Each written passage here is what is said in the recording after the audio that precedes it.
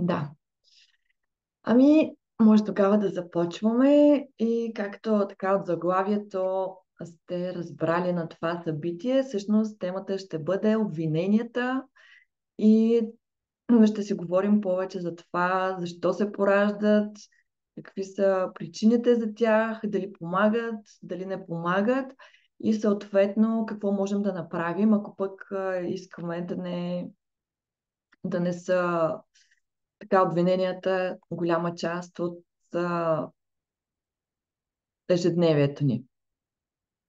А, Бих искала да започна с едно стихотворение, което така Маршал Розенберг е написал, даже мисля, че е песен, ама все пак не съм много сигурна, така че сега ще ви прочета.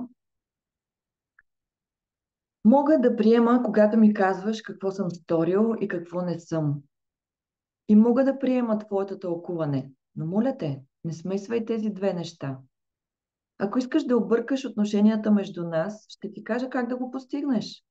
Смеси това, което върша, с това, което мислиш за него. Кажи ми, че си разочарована, когато виждаш недовършената къщна работа, но да ме наричаш безотговорен не е най-добрият начин да ме подканиш да я свърша. И кажи, че те боли, когато казвам не на опита ти за сближаване, но да ме наричаш фригиден мъж няма да увеличи твоите шансове. Да, мога да приема, когато ми казваш какво съм сторил и какво не съм. И мога да приема твоето тълкуване, но моля те, не смесвай тези две неща.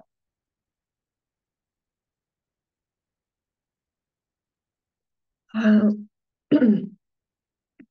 Много ми харесва това стихотворение на Маршал Розенберг, защото много точно за мен докосва точно тази тема за какво всъщност е обвинението.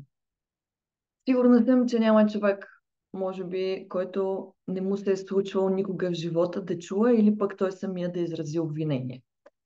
И все пак е хубаво да си дадем сметка доколко това обвинение върши работа и доколко не. Ако можем така да дадем някакви дефиниции за обвинението, това, което Маршал Розенберг подава в това стихотворение, е всъщност смесването на наблюдението и тълкуването, интерпретацията на наблюдението с ние как разбираме това, как го оценяваме по-скоро. А, Друго, което можем да кажем за наблюдението, е, че всъщност то е един доста трагичен начин да посрещнем наша нужда. Защото а, всеки има нужди, действията, които предприема, всъщност са водени от тези нужди. Но има начини, по които можем да ги изразим така, че има вероятността те да бъдат посрещнати е много голяма. Има такива трагични начини, в които изразяваме това, което е в нас, но то дали достига до другия, по какъв начин достига до него е доста спорно.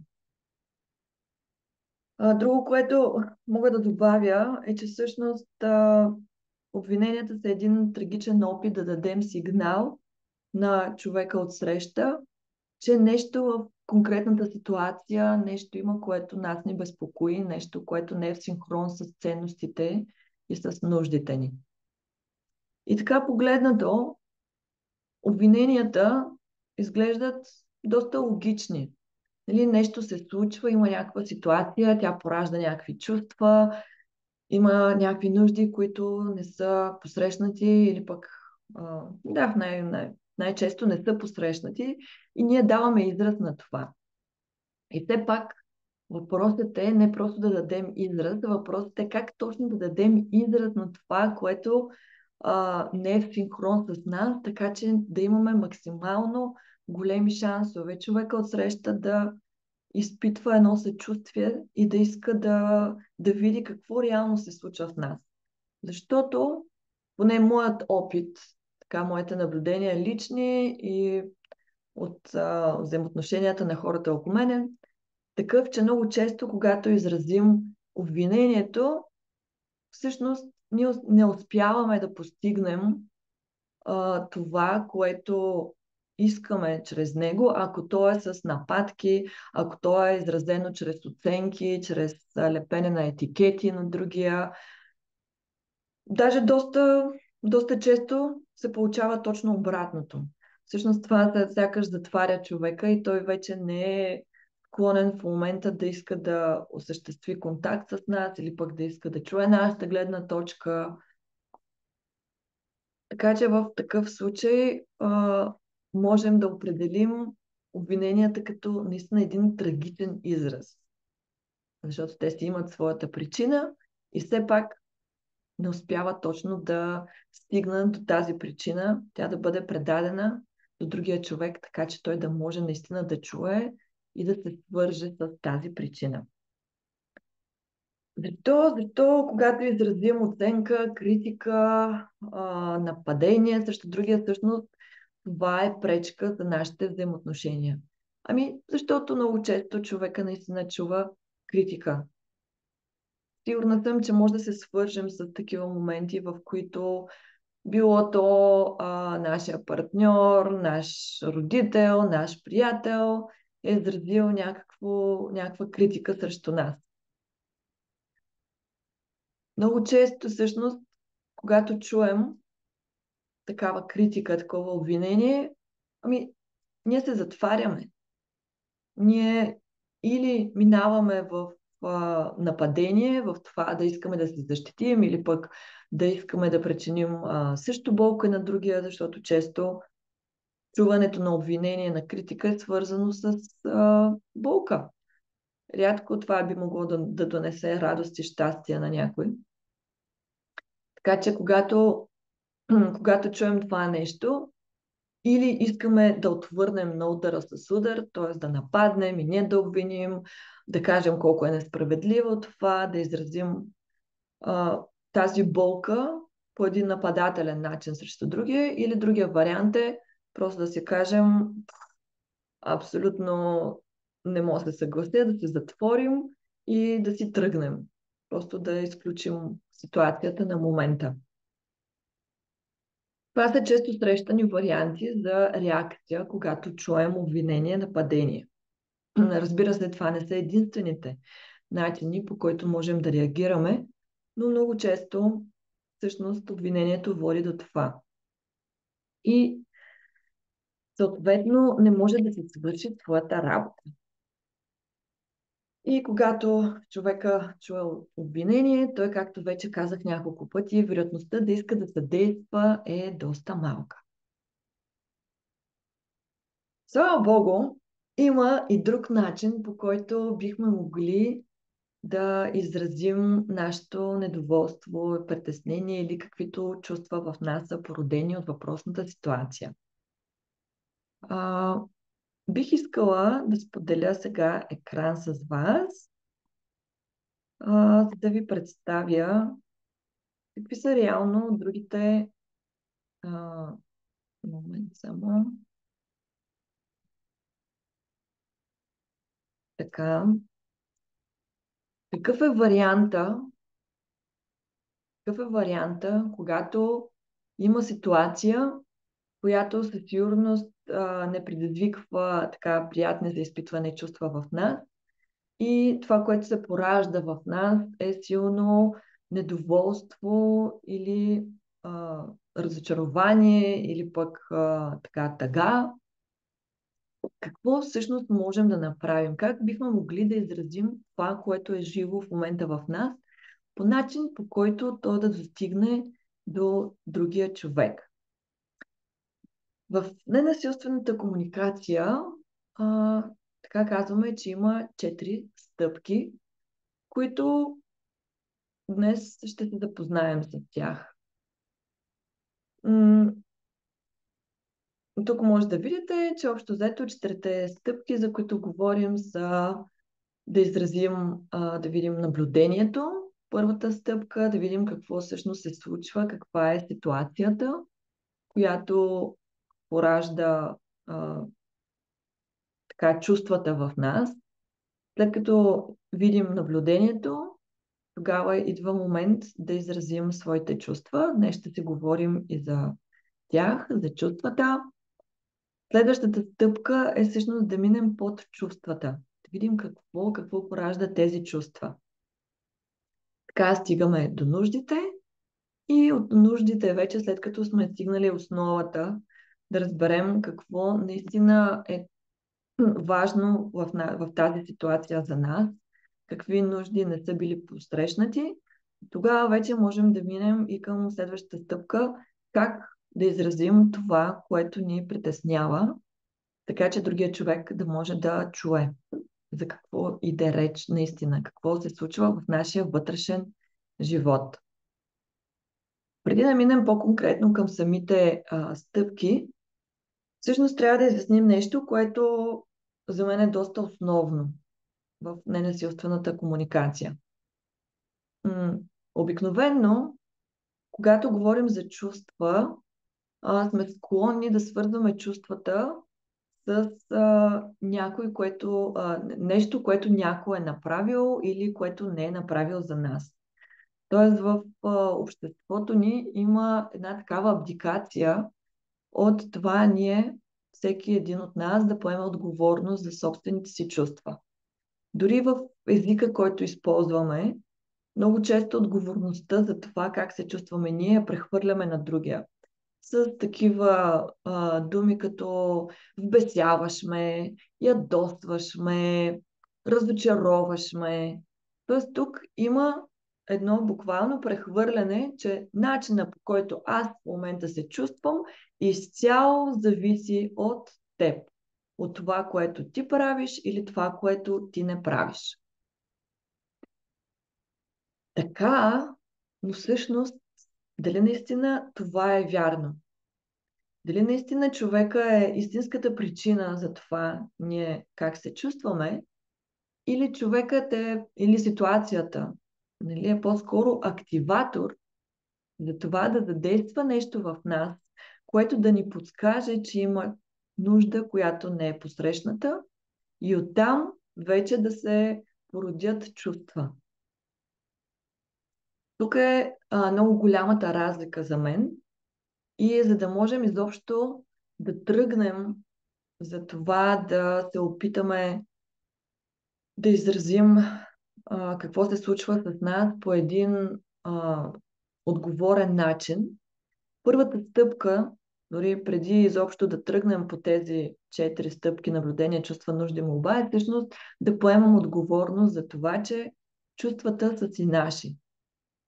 Ако дадем пример, можем да видим как в една и съща ситуация, ако човек А, примерно, направи нещо, хората Б, С, Д и Е ще реагират по различен начин. И това всъщност е самото доказателство, че не е въпросът кой какво прави, а какво се случва в нашия вътрешен живот, така че всеки от нас да, да може да изрази, да почувства различни емоции. Така, един мой учител беше дал много хубав пример за това, как ако аз взема ножица и пострижа малко от косата ви, как бихте се почувствали? И бяхме група хора, всеки изрази различно. Нали? Един каза: супер, тък му мислех да ходя на фризьор, всъщност чудесно. Това така ще ми спести ходенето, цялата разправия. Нали? В случая човека беше доста доволен, така хареса му тази идея. Друг естествено каза: в никакъв случай това много ще ме ядоса, защото как така, нали, аз държа прическата ми да е много добре оформена, не може просто така всеки да идва и да реже от косата ми, нали, аз много ще се ядосам. Друг човек може да изрази разочарование, защото човека не го е попитал дали може да отреже кичур от косата си, може да изпитва тъга за това, че някой е прескочил неговите граници и така нататък и така нататък. Нали, в случая това е просто пример за това, а, че да, има стимул, който идва от човек отвън или от самата ситуация, която е отвън, но в крайна сметка ние, всеки един от нас, носи отговорност за чувствата, които се пораждат в него в този момент. Така, надявам се, до тук стана ясно. Имате ли въпроси? Може да ги зададете или пък може да ги напишете в чата, ако искате.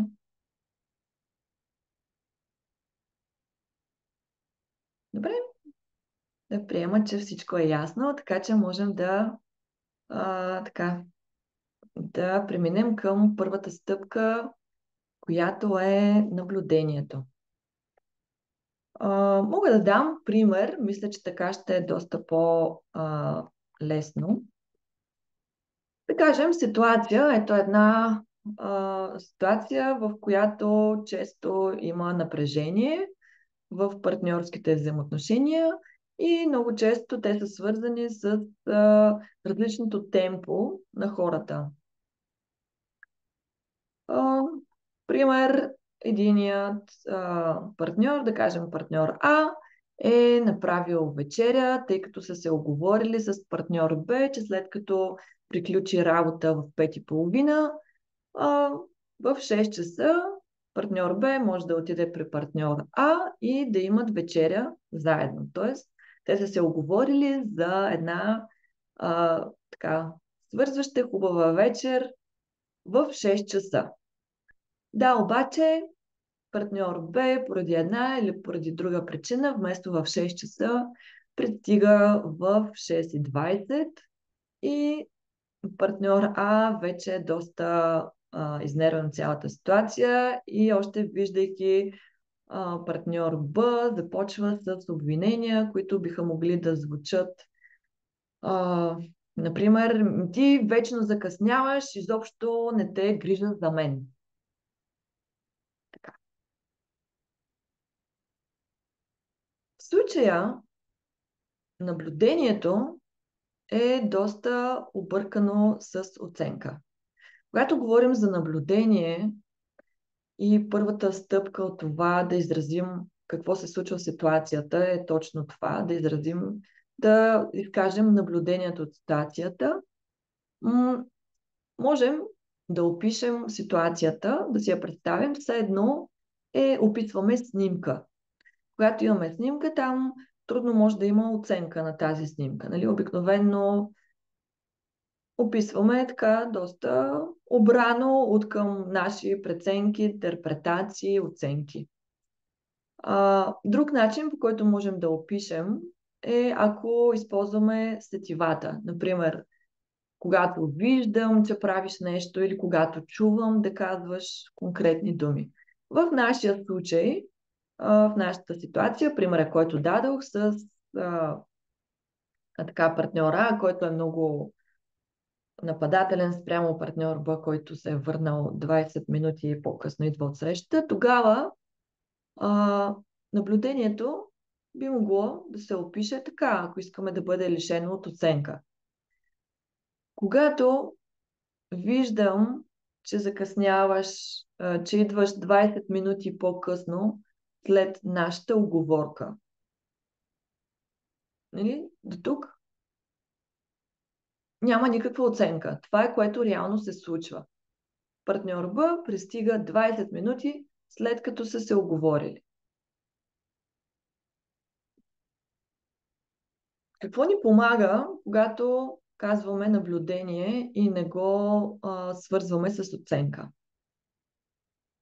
Това, което ни помага, е, че ако тръгнем с изречението ами ти винаги закъсняваш, тогава, според вас, партньор Б какво чува? Чува критика. Чува критика, чува нещо, което той отново не е направил както трябва, нещо, което нали, без да знаем всъщност каква е неговата история, какво е породило това той да не може да дойде. Всъщност ние директно нападаме и лепваме един етикет за този човек, че той е просто един вечно закъсняващ човек, което най-вероятно ще сложи една голяма стена между нас двамата още с това изречение. може да направите опит със себе си.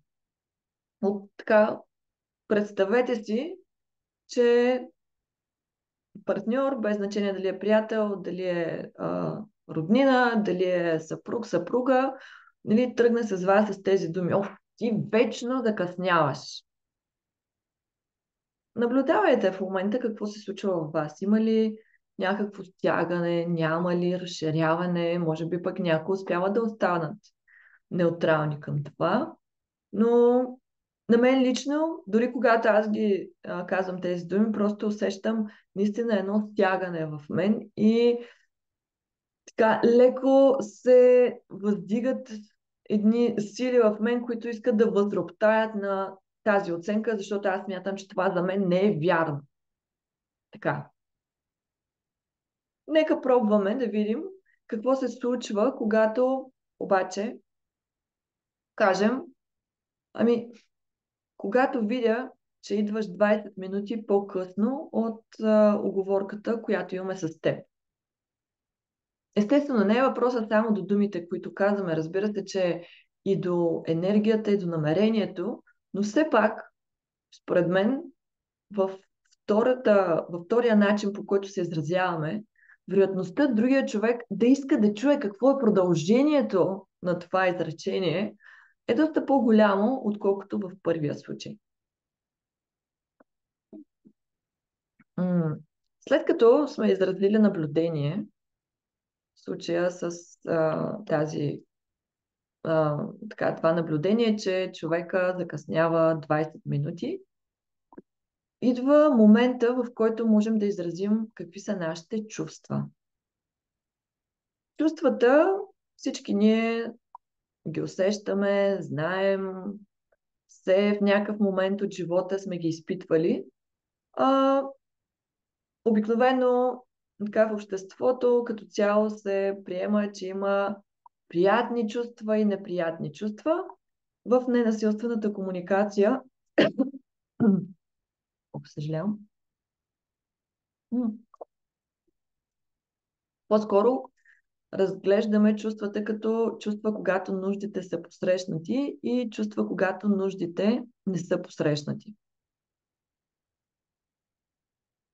Естествено, когато са посрещнати, тогава са в този спектър, който е по-приятен така, за изпитване. Тогава се чувстваме радостни, спокойни, удовлетворени, ентусиазирани, вдъхновени и така нататък. Когато нуждите не са посрещнати, идва другия спектър, който е ядосани, тъжни, разочаровани, така, и така нататък, и така нататък. Всички сме ги изпитвали тези чувства. Така. Тук е важно обаче да споменем и каква е разликата между чувствата и псевдочувствата. Ето, когато изразяваме в тази стъпка чувства, много е важно да не смесим псевдочувствата, да не ги намесим и тях. Псевдочувствата са реално замаскирани чувства, които обаче са, освен че сме ги замаскирали от себе си, ние сме ги облекли и в мисли. И тези мисли много често са обвинителни. Примери за псевдочувства са, например, чувствам се използван, чувствам се отхвърлен, чувствам се нападнат. Всъщност, това не са реални чувства. Реалните чувства за тях, примерно за нападнат, това, което аз реално мога да се чувствам мога да се чувствам тъжен, мога да се чувствам така разочарован, мога да се чувствам да ми е мъчно от това. Но когато, примерно тази тъга, която чувствам в момента и облека с мисли от сорта на и се чувствам така, понеже ти направи нещо, тогава вече това се превръща в едно псевдочувство. Всички тези, които изброих, нали, има, разбира се, и още много, пренебрегнат, неразбран, измамен. Всички това са чувства, които, както казах, ние сме замаскирали с някакво друго име и сме сложили в тях, така сме прехвърлили отговорността върху другия. Тоест, другия човек е направил нещо, което ние за това сега така се чувстваме. И естествено това е свързано с някакви такива мисли, които са негативни спрямо другия човек. Така че е важно да разграничим това.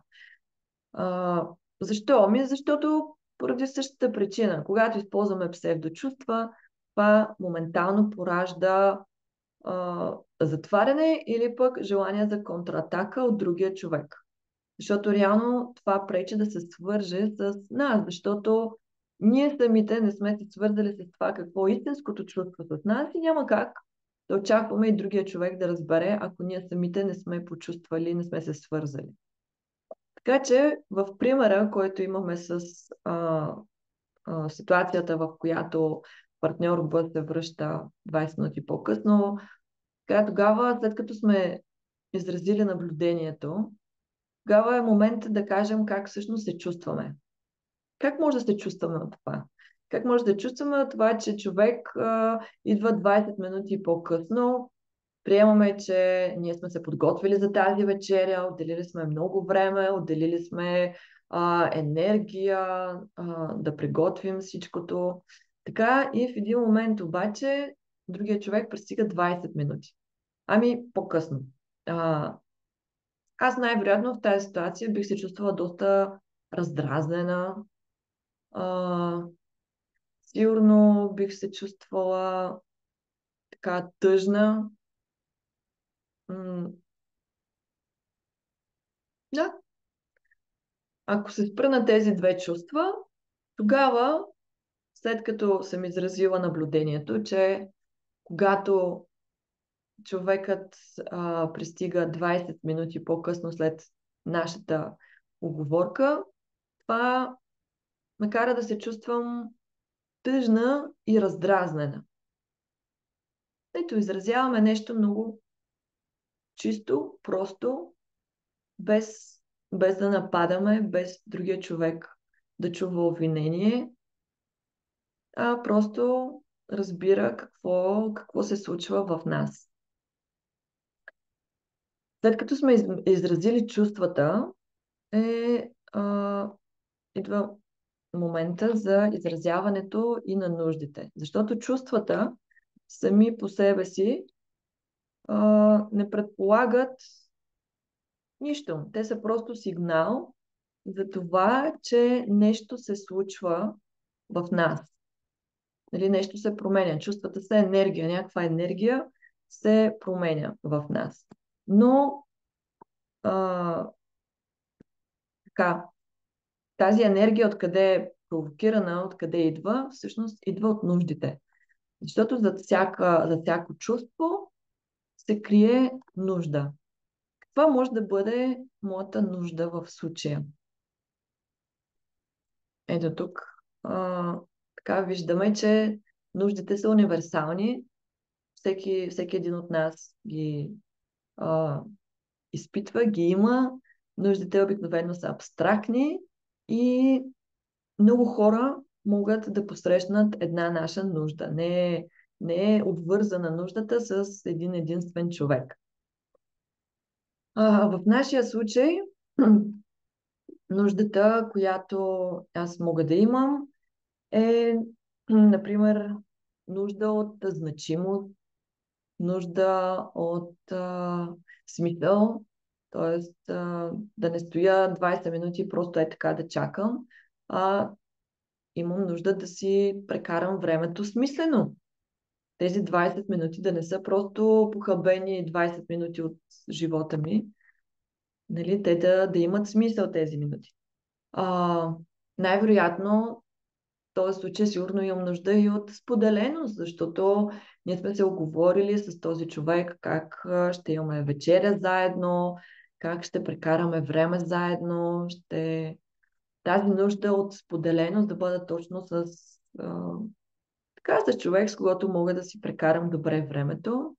Нали, в случая не е била посрещната, както и времето ми нуждата ми от значимост, да си прекарам значимо времето и нуждата ми от смисъл. Така можем да видим как, когато нужда не е била посрещната, всъщност това е истинската причина да, да изпитваме тези чувства. И, връщайки се на примера, така, ако сме на момента, в който да изразим нуждите, тогава това би гласяло така. Когато виждам, че идваш 20 минути по-късно от времето, с което сме се оговорили да се срещнем, всъщност това така ме кара да се чувствам доста тъжна и разочарована, защото имам нужда от свързаност, имам нужда от това да прекарвам времето си смислено, а не да стоя и да чакам кога ти ще дойдеш. И от тук, само по себе си, ако спрем до тук, а, това все пак за човека отсреща може да не е ясно какво искаме. Това може да даде информация за това, да, какво се е случило, как ние виждаме ситуацията. Може да даде информация за нашите чувства и за нашите нужди, но всъщност може да е все пак да не даде ясна информация на човека добре, и аз сега какво да направя? Има ли нещо, което искаш от мен или искаш да оговорим, или просто искаш да се извиня, или искаш да ти обещая, че повече няма да се случва това, или пък може би искаш предварително, като виждам, че ще закъснея, да ти дам сигнал. Нали? Ако спрем до тук, ако не изразим нещо, всъщност човека все още може да е объркан и да не му е ясно какво точно искаме с това, което изразяваме в момента. Затова следващата стъпка, така наречената молба, е от изключително значение. Много ми е важно да уточня, че молба нямаме предвид молене. Ние не се молим на човека. Молба е по-скоро, да кажем, като в смисъла на запитване, в смисъла на заявяване на себе си. Нали, то не е в този смисъл, в който ние се молим на някой, защото ние сме се поставили в по-ниската позиция и човека сме го сложили така по-високо и ние имаме нужда от този човек и му се молим от все сърце той да изпълни нещо за нас. Не. В молбата, разликата между молбата и изискването е това, че изискването не търпи отказ. Молбата обаче търпи. Тоест, ние можем да приемем, че това, което ще изразим с молбата, може да не посреща пък нуждите на човека. Тоест, той може да каже, не мога това нещо да го направя или да го кажа, но може пък да помислим за други варианти, които да посрещнат нуждите на двама ни. Докато в изискването, тогава ние изобщо не сме склонни да чуем не. Значи това е по-скоро аз държа ти да го направиш и изобщо не ме интересува нито дали това посреща твоите нужди, нито дали това е окей за теб или не. Просто изисквам това да го направя. Изискването също затваря и също би могло да доведе до а, така неразбиране, отдръпване. Ако искаме все пак, ако не ни е целта това, ако искаме свързване с човека и ако искаме нещо да променим в ситуацията за напред, тогава можем да използваме молба. Молбата е хубаво да бъде конкретна. Нещо, което конкретно може да направи човек. Тоест, ако в случая кажем, искам да ме уважаваш повече. Какво е това? Това за мен лично нищо не говори. Как точно те уважавам? За мен уважението може да бъде обаждам ти се по телефона 5 минути преди срещата, за да ти кажа, че закъснея. За тебе обаче уважението може да бъде изобщо не допускам това да ти да закъсняваш. Или пък уважението може да се изразява това, след като съм закъсняла, аз минавам през магазина и купувам цветя. Нали, много е абстрактно. Затова е хубаво да бъде нещо конкретно. Позитивна имаме предвид по-скоро какво да дава информация, какво да се прави, а не какво да се направи. Тоест, ако кажем, искаме да не закъсняваш повече. Да, но това не дава реално какво може да направи човека. Това е просто едно, добре, какво да не се прави. Но дали това е реално, дали това наистина може да се случи, нали, в случая, или какво очаквам да направи човека, за да не закъснява, или в случая не дава информация. И да бъде изпълнима сега, т.е. да не говорим за умозримото бъдеще, а по-скоро за нещо, което може да се случи сега. В нашия пример, а, това, което можем, аз лично нещо, което примерно бих изразила като молба е а, как ти се струва възможността за теб, когато виждаш друг път, че ще закъснееш, да ми се обадиш поне 15 минути по-рано, за да знам и за да мога да разпределя времето си по друг начин. Изразявайки тази молба, всъщност аз давам възможност на човека първо да даде отговора за това дали наистина това би вършило работа за него, дали това наистина е изпълнимо или не, от една страна, и от друга страна много ясно пък давам една конкретна а, така молба, в която по този начин аз ще успея да задоволя, да посрещна моите нужди. И така, понеже виждам, че времето ще спре всеки момент в Zoom, така искам да изразя благодарността си за това, че бяхте с мен. Надявам се, че така информацията и това ви беше полезно. И може да следите страницата Connect from the Heart, където тепърва ще продължавам да правя още такива събития, още теми ще